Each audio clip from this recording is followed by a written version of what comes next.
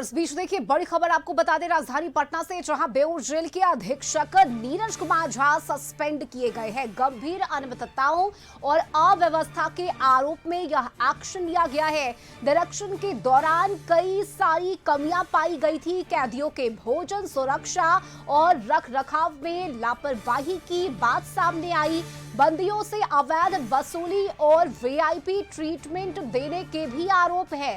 इसके अलावा देखिए किशोर बंदियों को कुख्यात के साथ रखने पर गंभीर आपत्ति जताई गई। जांच टीम को सहयोग नहीं करने और बाधा डालने का भी आरोप है, जिसके बाद यह एक्शन लिया गया है और बेऊर जेल के अधीक्षक नीरज कुमार झा को सस्पेंड किया गया है। इस खबर पर अधिक जानकारी के साथ ब्यूरो चीफ संजय जुड़ चुके हैं। संजय, देखिए ये बहुत बड़ा एक्शन है। अनियमितता और अव्यवस्था के आरोप के बाद यह एक्शन लिया गया है बेऊर जेल के अधीक्षक पर और सीधे सीधे सस्पेंड कर दिया गया है नीरज कुमार झा को। क्या जानकारी संजय मिल रही है?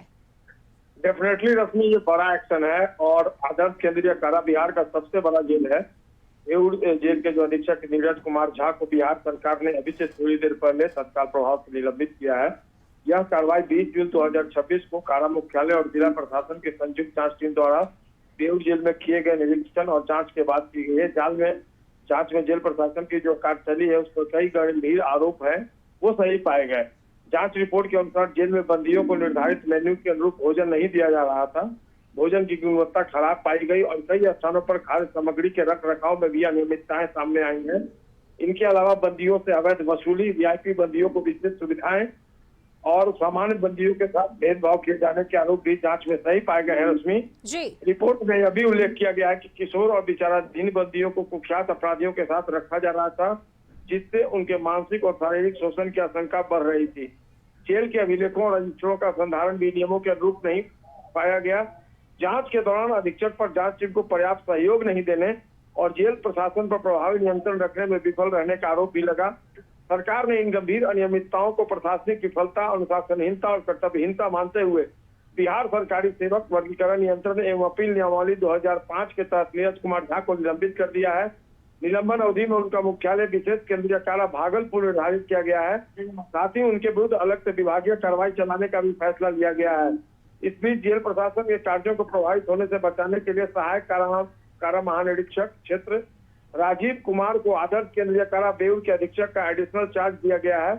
यह कार्रवाई बिहार की जेल व्यवस्था में जवाबदेही सुनिश्चित करने की दिशा में एक बड़ा कदम माना जा रहा है। लेकिन इसके अलावा कई और अधिकारी हैं जिनके खिलाफ उस दिन जांच की गई थी पिछले 20 जून को, तो उन पर भी कार्रवाई डेफिनेटली होगी। प्रक्रिया जो है वो कार्रवाई की फिलहाल चल रही है। अब देखना होगा उनके खिलाफ कब तक आदेश जो है वो जारी हो जाता है। लेकिन सब यकीन मानिए, बिहार के सबसे बड़े जेल में जो बंदियों ने शिकायत की थी कि यहाँ भ्रष्टाचार पनप रहा है, अलग मेज चल रहा है, सब्जी जो है वो 200 रुपए किलो, तेल, सरसों तेल जो है वो 500 मिलीलीटर का अधिक पैसा लिया जा रहा है, अलग से मेज चलाया जा रहा है। तो तमाम आरोप जो है वो सही पाए गए और आखिरकार जेल अधीक्षक पर गाज गिर ही गई।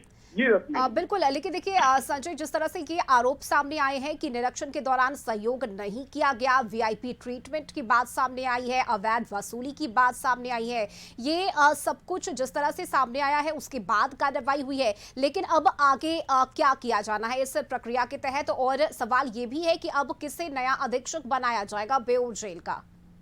देखिए, बिल्कुल यहाँ पर सहायक कारा महानिरीक्षक जो है, जो राजीव कुमार, उनको आदर्श केंद्रीय कारा बेऊर का अधीक्षक का अतिरिक्त चार्ज जो है वो दिया गया रश्मि जी। और इनकी मुश्किलें बढ़ने वाली है। नीरज कुमार झा को राहत नहीं मिलने वाली है। इनके खिलाफ डिपार्टमेंटल प्रोसीडिंग चलाने का फैसला भी लिया बिहार सरकार ने।